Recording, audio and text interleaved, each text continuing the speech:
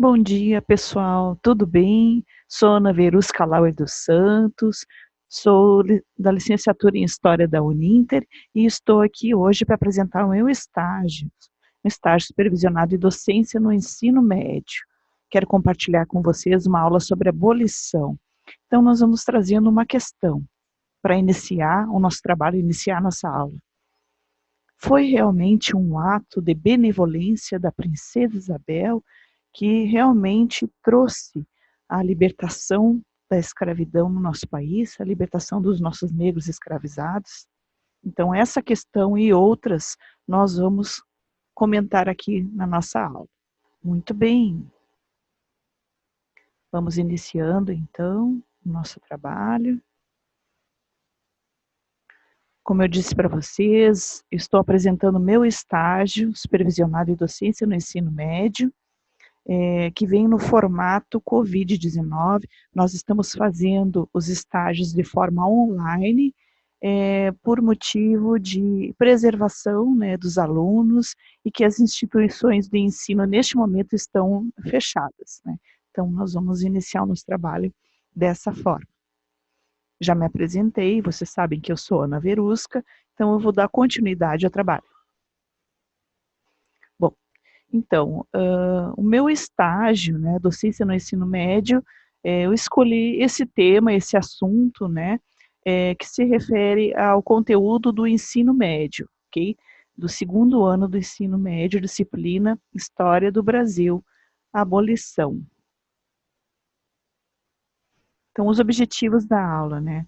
Então, analisar, refletir sobre o período histórico do Brasil imperial no final do século XIX, compreender os movimentos sociais e atores envolvidos nos processos que causaram a abolição, despertaram interesse por esse tema, né, através de apresentação de fontes históricas. Começando então, né, a gente vai apresentando essa notícia que saiu, né, nesse dia 14 de maio de 1888, né, e essa notícia nos faz pensar que nós tivemos 3 séculos de escravidão, de africanos que foram trazidos à força de sua terra para um país como o nosso, um país desconhecido e um destino incerto. Bom, aqui nós temos a Lei Áurea, né, o documento oficial assinado pela princesa Isabel, com o seguinte texto: Lei número 3.353, de 13 de maio de 1888. A princesa imperial regente, em nome de Sua Majestade o Imperador, o senhor Dom Pedro II, faz saber a todos os súditos do Império que a Assembleia Geral decretou e ela sancionou a ela a seguinte lei. Artigo 1º. É declarada extinta desde a data desta lei a escravidão no Brasil. Artigo 2º. Revogam-se as disposições em contrário.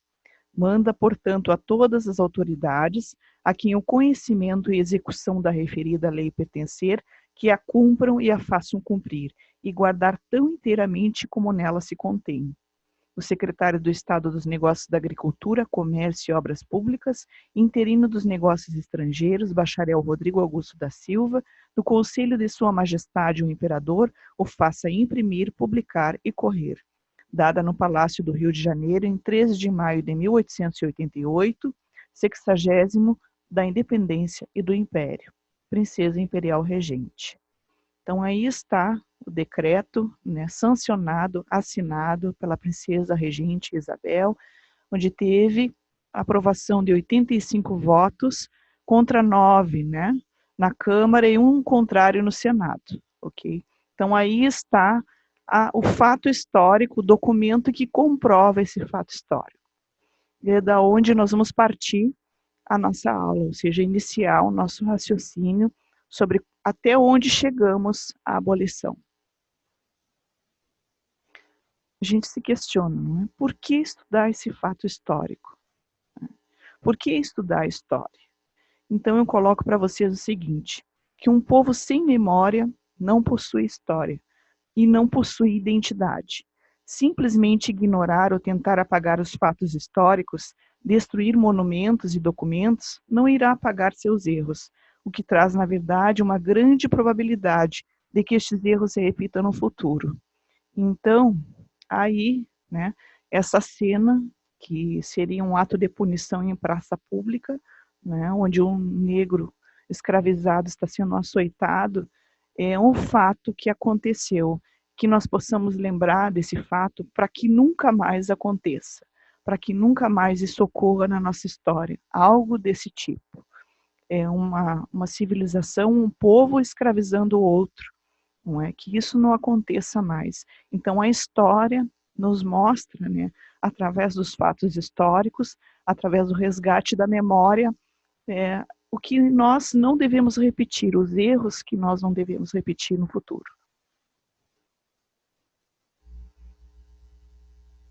Então, nessa época, né, onde nós estamos estudando mais ou menos o período entre os anos 1880, né, foi um cenário bastante ativo, né, o século XIX, né, esse período foi um cenário pós-guerra do Paraguai, né, onde houve muitas perdas de soldados, perdas econômicas, né, a sociedade estava em transformação, migrando de uma cultura açucareira para cafeeira, né? Foi um momento de aumento das exportações do café, momento de vinda de imigrantes europeus, né? Iniciando com a abertura dos portos em 1808, né? Com a chegada de Dom João ao Brasil. Então, em 1880, já mais ou menos milhares de imigrantes que vieram da Itália, da Alemanha e outros lugares, né? Então, um momento de crescimento econômico que foi garantido por investimentos externos, expansão de comércio, bancos, transportes ferroviários, bondes, navegação a vapor e telégrafo.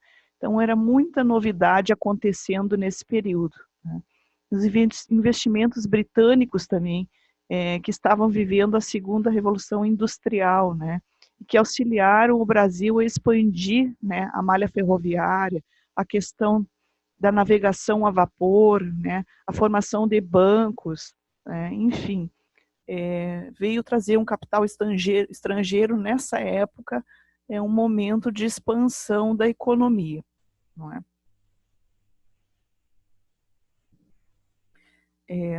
Falando sobre a abolição, a gente não pode esquecer também que houve os movimentos de resistência dos negros, né? Então, digamos que a abolição ela veio no momento final, né? Após toda essa questão de revoltas, das leis que iniciaram o processo gradual, trazendo, né, finalizando com a assinatura do decreto da Lei Áurea. Então, iniciando com a revolta das Carrancas, né, em 1833, quando Ventura Mina liderou um ataque ao filho do proprietário da fazenda, né, em que ele estava, e esse proprietário foi assassinado, né, membros da família Junqueira, né. Então, os insurretos não atacaram direto a Casa Grande, mas buscaram apoio com os escravos de outra fazenda da família Junqueira, onde assassinaram mais membros dessa família na fazenda Bela Vista, né. Quando eles foram atacar a última fazenda da família, já estavam aguardando eles, né, onde eles foram presos, né, e foram, o líder deles, né, o Ventura Mina, foi assassinado. Então foi uma grande revolta que aconteceu, né, onde os escravos simplesmente se voltaram contra os senhores, né, e causaram o assassinato de quase boa parte da família, não é? Então é uma das revoltas que marcou na história. Depois nós temos a revolta dos malês, não é? Que foi um dos mais destacados levantes do século XIX. Alguns autores concordam que realmente foi uma revolta escrava. Entretanto, outros destacam que poderia ter sido uma jihad, que é uma guerra santa, né? Porque essa guerra ela foi levada a termo por muçulmanos, não é? Então, o malê significa muçulmano no idioma iorubá, no idioma dos negros, né? Essas revoltas foram marcantes e levaram o governo a decretar a lei de pena de morte para os escravos em 10 de junho de 1835. Então, isso aí levou o governo a tomar atitudes contra a questão das revoltas que os negros estavam levando, esses levantes, né? Estavam sendo levados a termo. O levante quilombola de Manoel do Congo, também em 1838, né? Que se formou no Vale da Paraíba, né? esse quilombo, né, do Manuel do Congo só foi desmantelado em 1838 pelo então tenente-coronel Luiz Alves de Lima e Silva, o Duque de Caxias, né? Então, os proprietários dos escravos decidiram tomar atitudes, né, medidas para que esses escravos não voltassem a realizar essas revoltas, né? Então, essa foi algumas das importantes revoltas no século XIX, né? Nós sabemos que existiram outras revoltas anteriores, nos séculos anteriores também.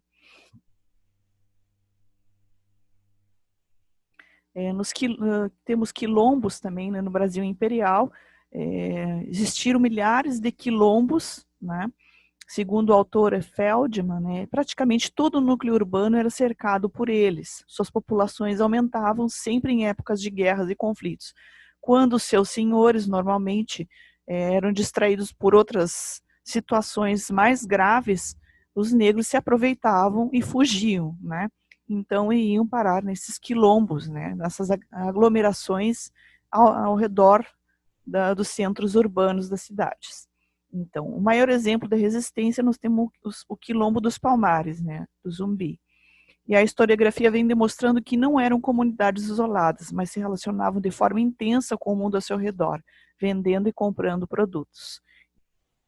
Bom, gostaria de mostrar para vocês, então, agora, um tour, né, que a gente propôs para uma aula, né, para essa aula, que seria a visita ao Museu Afrodigital, ok? E também visualizar as fotos de negros escravizados. Então, aqui nós temos o Museu Afrodigital da Memória Africana e Afro-Brasileira, que é uma importante coleção de fotos, de documentos, de exposições que está disponível dentro da internet. Então, na internet a gente tem alguns museus que disponibilizam esses tours virtuais que nos possibilitam demonstrar, né, fotos antigas e outros objetos, enfim.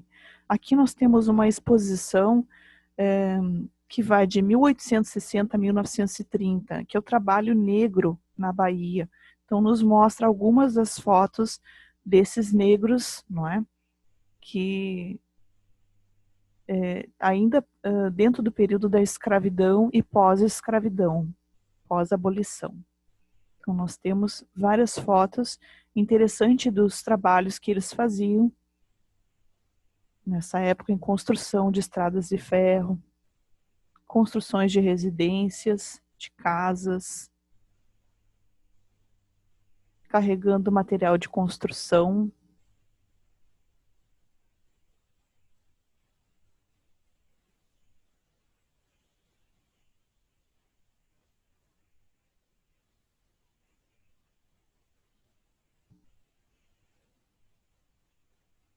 Então, em muitos locais, inclusive temos aqui o elevador Lacerda, né, que estava em construção também, que se utilizou também da mão de obra dos negros, não é? Em 1929, já libertos, não é?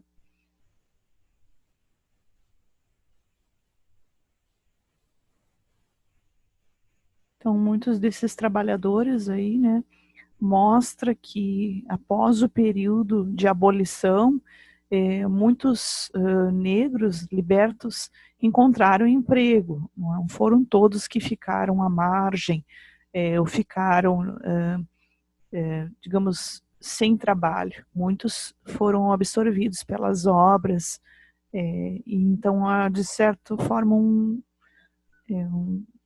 uma crítica que alguns historiadores falam que a população negra ela ficou à margem, nas ruas, nas estradas, mas tem que se levar em consideração que muitos desses negros continuaram, às vezes, nos locais onde eles trabalhavam, nas fazendas, e outros foram absorvidos nesses locais de obras. Aqui nós temos o Afrodigital do Museu do Rio de Janeiro. Então, a gente tem no acervo, né, de fotos do século XIX, aqui nós estamos na sala Castigos. Então, Nós temos aqui gravuras, pinturas, também do que os negros faziam nessa época, no século XVIII, no século XIX. Então, essa exposição é o cotidiano negro e escravo no século XIX, do Museu Afrodigital do Rio.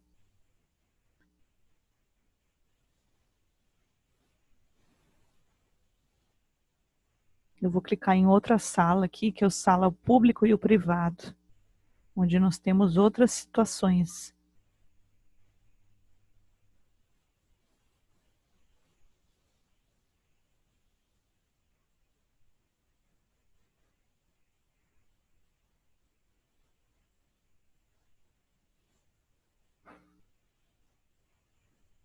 Também com imagens, né, de negros escravizados da época.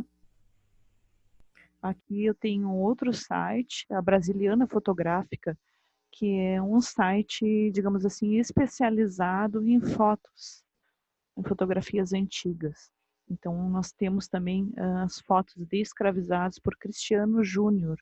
Foi um fotógrafo que se dedicou a fotografar escravizados no período de 1864 até o início do século XX. Então, aqui nós temos fotos, fotografias de negros escravizados de 1864 a 1865. Então, mostra algumas das coisas que eles faziam na época, né? Bom, então temos negros de ganho, escravas de ganho, né, quitandeiras, que também eram famosas na época, né, por vender os seus quitutes nas esquinas, um escravo barbeiro.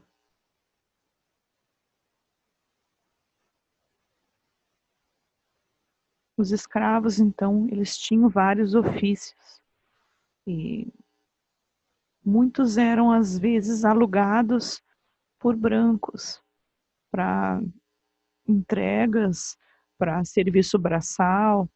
Então, existiam os mais diversos tipos de trabalho na época, né?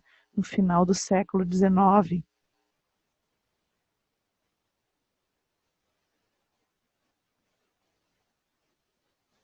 Vou encerrar minha visita aqui e vou retornar aqui a minha apresentação.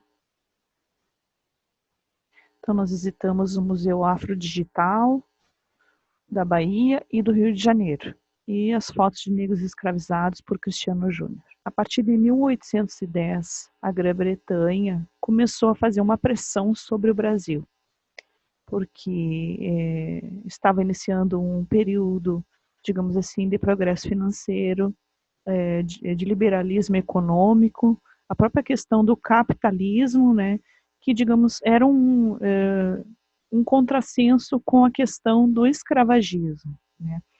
Então, a Grã-Bretanha, ela pressionou muito o Brasil para terminar com o tráfico de escravos, né? Então, em 1810 foi o primeiro tratado do Brasil com a Grã-Bretanha. Em 1815, também no Congresso de Viena, a Grã-Bretanha veio a pressionar o Brasil novamente para abolir o tráfico e foi consentido para que esse tráfico terminasse ao norte do Equador.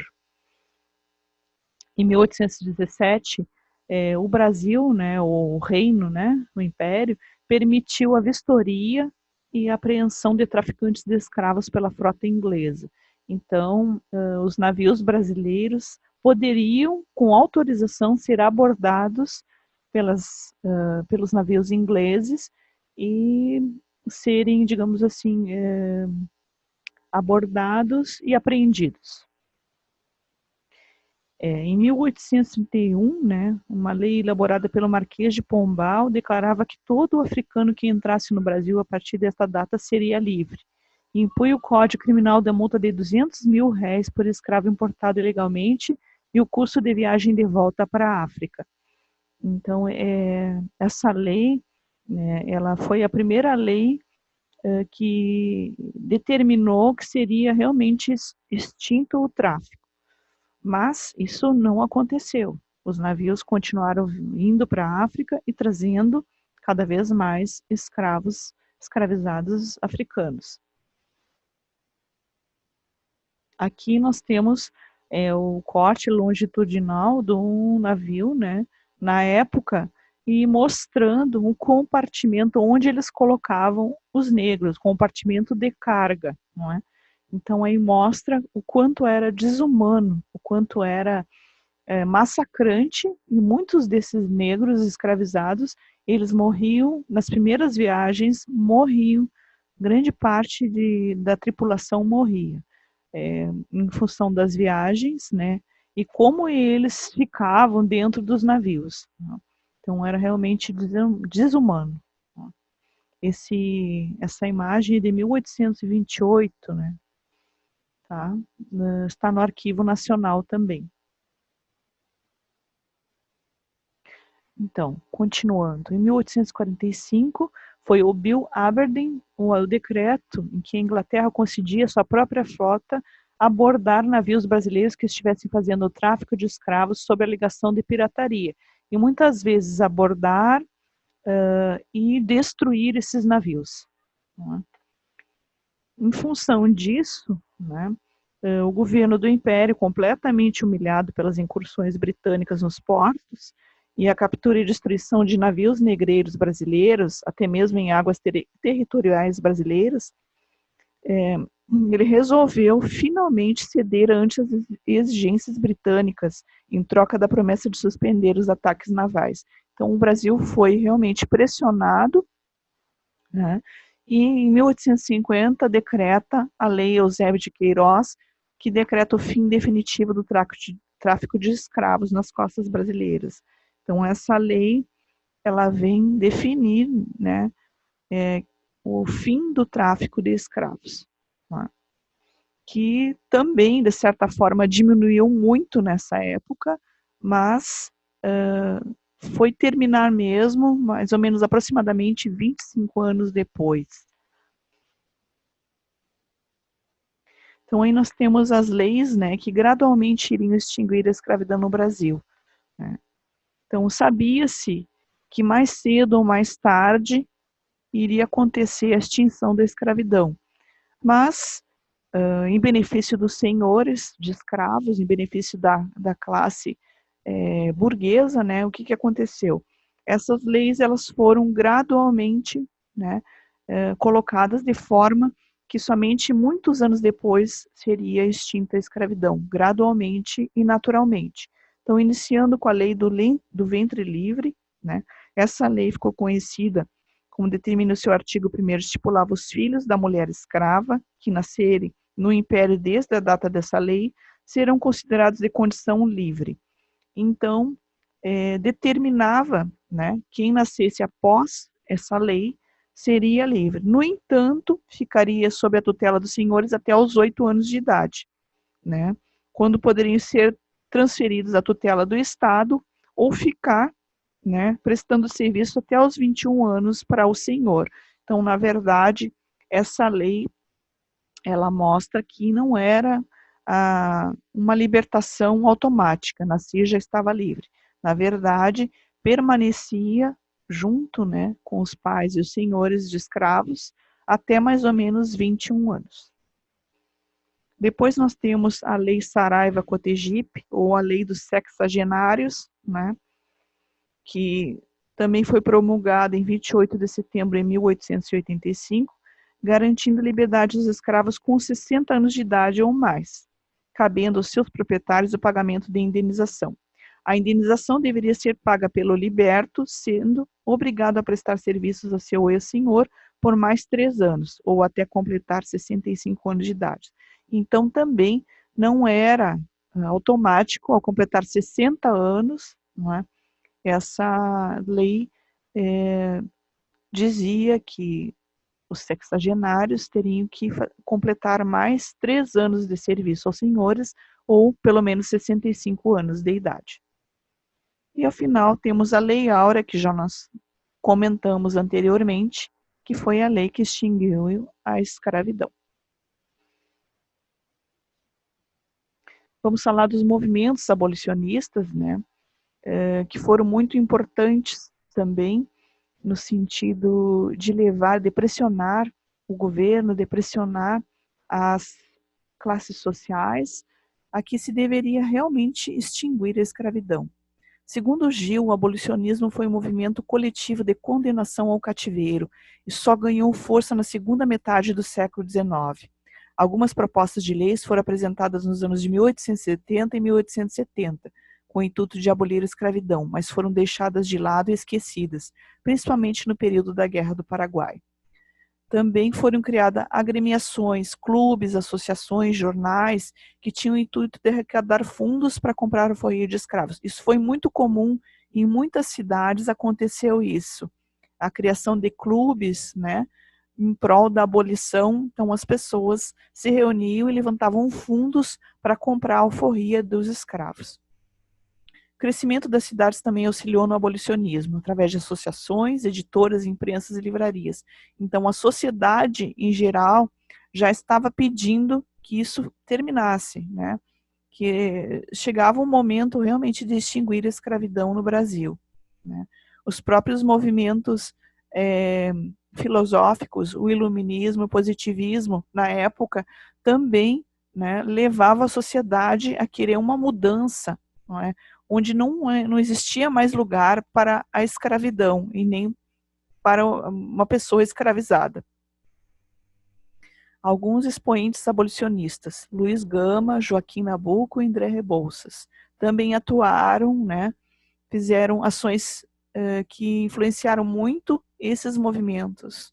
Em 1881, Francisco Nascimento e os jangadeiros do Ceará se recusaram a levar escravos para serem transportados para o sul no tráfico interno e causaram um movimento, né, lá no Ceará, que foi muito importante na questão do abolicionismo. Agora vamos falar das causas que levaram à abolição, né? Os movimentos abolicionistas, né, que eles fizeram a introdução a todo esse processo, não é?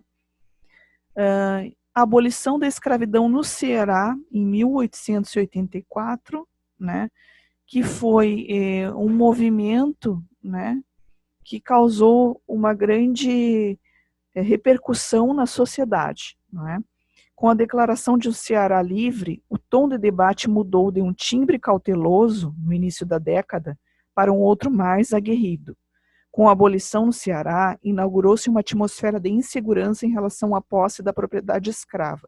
Isso segundo Maria Emília Vasconcelos dos Santos, né? Então veio a dizer isso, que o Ceará foi importante também nesse processo. Em 1887, os bispos decidiram reprovar publicamente a escravidão. Também em 1887, o Exército, através do seu signatário Marechal Deodoro da Fonseca, enviou petição à princesa Isabel solicitando a dispensa da captura de escravos, num apelo à liberdade. Então, vários segmentos da sociedade, segmentos importantes como a igreja, o exército, né, e os próprios estados, né, foram aos poucos cedendo, né, a questão de que teria que haver uma mudança significativa. Os próprios escravos começaram a utilizar a lei a seu favor. Então, após a lei do ventre livre, era permitido que eles comprassem sua alforria, conseguissem a mesma através da matrícula, em casos que tivessem sido trazidos no período entre 1831 e 1850. As leis que não permitiam o tráfico. Então, nesse período dessas leis de 1831 e 1850, escravos que tivessem sido trazidos, eles seriam escravos ilegais. Então, muitos conseguiram alforria dentro dessas condições, né? A resistência escrava aumentou, né? Aumento de fugas, aumento de levantes, formação de quilombos. Então, os próprios proprietários dos escravos já estavam numa situação que eles não conseguiam mais controlar, não tinham mais controle. As autoridades não iam mais ir à busca deles. Por exemplo, o próprio exército, ele ficou eximido de fazer captura de escravos. Então, tudo isso foi causando uma transformação. Além disso, nós temos a questão da expansão do próprio capitalismo, né? Então, o capitalismo sugere que todas as pessoas da sociedade, né, devem ser trabalhadores que produzam e, ao mesmo tempo, sejam consumidores. Então, a questão do escravagismo diz que os escravos são bens que têm um tempo de duração e eles não vão ser consumidores na sociedade, não é? Pelo menos dentro do escravagismo mais ortodoxo. Mas ele vai contra a questão do capitalismo. Então, muitos historiadores dizem que também a expansão do capitalismo foi uma das causas que também levaram à abolição. Segundo o IBGE, entre 1871 e 1880, chegam ao Brasil 219 mil imigrantes. Nós chegamos, então, a esse número de imigrantes, grande parte para o trabalho nas lavouras. Então, isso também são trabalhadores assalariados que vêm para as lavouras e já vão competir, né, com a questão dos negros, né, escravos e, hora depois, libertos. É importante também conversar sobre a questão dos negros escravizados após a abolição. O que aconteceu com eles, né? A princesa Isabel, após o seu ato benevolente, como nós vimos, existiram muitas causas que levaram à abolição, muitas pressões dentro das camadas da sociedade. E esses escravos, após a sua liberdade, receberem sua liberdade, como ficaram, né? Então, eles, além de serem discriminados pela cor, inferiorizados pela sociedade, aumentaram a população das cidades, desempregados muitas vezes sem moradia, morando em cortiços ou favelas. Então, esses escravos que viviam nas cidades, muitas vezes foi o que aconteceu. Foram parar em cortiços, né, e viver em extrema pobreza. Mas isso não é regra geral. A historiografia mais recente relata que grande parte dos ex-escravos do interior permaneceram trabalhando nas lavouras pelo menos nos primeiros anos pós-abolição, em função das suas raízes, família, religião, irmandade, enfim. Então, eles permaneceram dentro dos seus locais de origem, na maioria das vezes. Não é? Então, são coisas assim que nós temos que refletir também. O novo governo, né, em 1889 nós tivemos a proclamação da República, tivemos, né, o primeiro presidente, né, e esse governo não indenizou e tampouco criou políticas de apoio aos escravos recém-libertos. Né. Não houve planejamento para a inserção na sociedade e mercado de trabalho dessa massa de negros ex-escravos. Não é? E a nova república priorizou a sociedade elitista e as oligarquias. Então, o governo deixou de visualizar a questão da abolição, a questão da extinção da escravidão, para olhar para o que interessava as classes dominantes, né, como as oligarquias, né, as elites do café, ainda em predominância, né, e que se voltou para a questão dos imigrantes, né, nesse momento, né, a questão da imigração, e vieram a reclamar, a fazer outras reclamações ao governo em função de não receber apoio com relação aos imigrantes, né? Mas isso é uma outra história, não é? Então, vamos lá. Refletindo sobre as consequências da abolição. Então, ainda existe racismo? É uma questão que nós temos que refletir, não é? Pós-abolição, os negros que vieram do seu país, trazidos à força, para uma cultura diferente, para uma religião diferente, para uma forma diferente, foram escravizados, subjugados e ainda hoje não são considerados iguais, muitas vezes, não é? Então, uma coisa que nós temos que lembrar e refletir dentro da sociedade, se o racismo existe, ainda existe. Ainda existe segregação, ainda existe diferenciação. Mas essa pergunta eu deixo para vocês, ok? As oportunidades para negros e brancos são iguais? O que vocês acham? São iguais? Em função de que são iguais ou não são iguais? Em funções de que a sociedade estimula, a sociedade investe tanto nos nossos estudantes negros e brancos? Como é visto a lei de cotas? Então é uma coisa que nós temos que refletir também.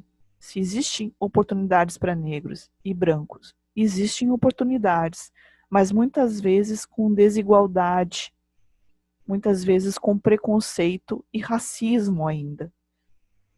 Quais os reflexos de uma sociedade historicamente formada pelas elites brancas europeias? Essa é uma pergunta muito boa, que eu gostaria também de deixar para reflexão. O Brasil, historicamente, na sua construção, foi formado pelas elites europeias, pelos portugueses que vieram desde o Brasil colônia, o Brasil imperial, e os seus reflexos continuam no nosso Brasil República. Continuam porque vem dessa formação dos portugueses e logo após também os imigrantes europeus. Então, nós temos que pensar que nós viemos, sim, da formação dessa elite branca europeia, mas cabe a nós mudar isso, a ver todos iguais, sem diferenciação, negros, brancos, índios, mulatos, enfim. Bom, nós vamos propor uma atividade, então, né, para os nossos alunos, vocês possam fazer um resumo, né, do que vocês compreenderam do assunto, no que chamou a atenção de vocês nos tours virtuais e dentro, né, do que foi explanado, da aula expositiva, das fontes históricas que a gente apresentou, e tragam esse texto para debate numa roda de conversa na nossa próxima aula, ok? Pesquise sobre como foi o processo de abolição na sua cidade, em jornais e arquivos ou bibliotecas municipais. Compartilhe conosco. Gostaria muito que vocês enviassem para mim, ok? Bom, então estamos encerrando a nossa aula, agradecendo pela presença de vocês, agradecerei as contribuições de vocês, por favor, coloque o seu like, coloque os seus comentários, essas contribuições para o assunto são muito importantes para mim, ok?